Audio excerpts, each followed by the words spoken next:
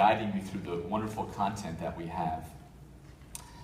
Various topics you'll hear this morning: service flexibility, transitioning from service to care, maximizing customer experience, satisfying the empowered customer, sophisticated customer experience measurement tools, eliminating waste in service, changing the world of service, business analytics for fleet profitability, securing commitment from your workforce. So as I thought about all this content, this great content that we're having exposure to, I also thought about the responsibility that I have been entrusted with to help you guys through this content. And it begged the question for me: why are we here?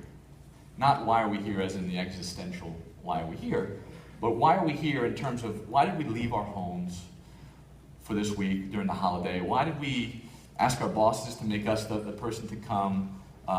Why did we bring our families? In some cases, I met several wives and spouses that have been dragged along, if you will, to this wonderful place. So I can't give that answer to you very specifically, but I can tell you that based on what I've learned over the course of 20 or so years of motivation, a lot of this why stems from the idea that we all as leaders are looking for something inspirational, right? We're looking for that next new idea that we can bring back to our teams, bring back to our organizations. So I would encourage you, and by the way, based on what I've heard over the last few days, from the cocktail hour on Monday in the lawn to the session we had yesterday, the workshop, to just hearing the chit chat, that we're all looking to identify either A, how good are we doing compared to our peers? Is there opportunity for improvement? Is there some best practices that somebody else has that we want to capture? Those are things that I encourage all of us to really sink our teeth into and get inspired and really learn. So I welcome all of you to pay attention and take advantage of all this great information. So this is really a great place for me to start this morning. So, before I show you this picture here, I want to talk to you a little bit about Service Source. Just a few minutes, and it's not a commercial at all. It's just basically a point of view, bring you guys some inspirational content. So as specialists in the recurring revenue space, with each engagement that we have, we fundamentally look to understand why our customers are doing what they're doing. How are they building stronger relationships to drive better customer retention? How are they looking to leverage that and driving recurring revenue? That is our key. We live and breathe that area of the business, recurring revenue.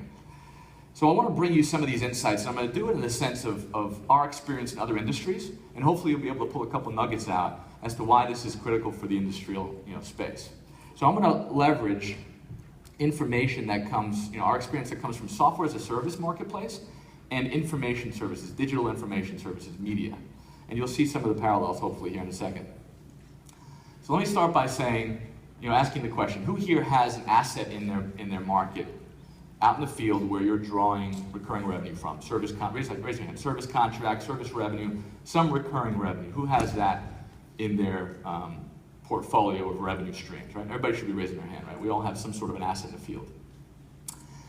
Keep your hands up if you either have today or envision you having information coming off of those assets that you can take advantage of to better understand your customer, how they're using the product, the interaction with the product, right? Uptime, downtime, right? You guys should all fundamentally have that idea, right? Because as we move the industrial space into next generation technology, these capabilities are available, right? Who in this room either has today in their portfolio of products and solutions or envisions themselves using the cloud? We all know what the cloud stands for, source of information, right? On whether using that information from the systems, right, the assets, or from the customer's interaction with your company. Think portal, think service, knowledge base, think trouble ticketing system, right? We all have this idea, right? So the Internet of Things is really driving us to consider that there's a whole bunch of useful information here on how our customers interact with us, our services, and our products. Yes? Everybody feels that opportunity? So to really understand what I'm saying as far as industrials, you got to take a look at Service Source's point of view here. Traditionally, the software and hardware space that we grew up in over the last 14 years, those industries have had field assets, and their recurring revenue streams have come from fundamentally annual contracts or some form of annual recurring revenue, right? A maintenance agreement, technical service agreement, something of that nature.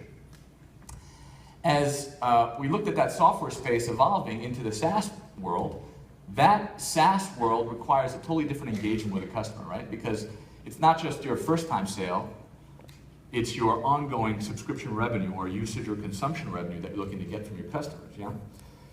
And the challenges with this is that the barriers to entry and the barriers to exit are very low. That's the whole purpose of a cloud application, right? Or a cloud service you're delivering, right? Easy for a customer to get on board, right? New login, new whatever, and easier for a customer to change, right? Everybody's agreeing with me on that strategy, right? So that has required these companies that have this usage-based or consumption-based data to have a totally different interaction with their customers, a customer success interaction, not just a one-time sale. Makes sense, right? Now, the healthcare and life sciences space is evolving. The industrial space is evolving as the technology requirements require next-generation technology to leverage the cloud, the Internet of Things, to get access to that information. Not all companies are there yet. Some companies are taking strides a little bit further than others.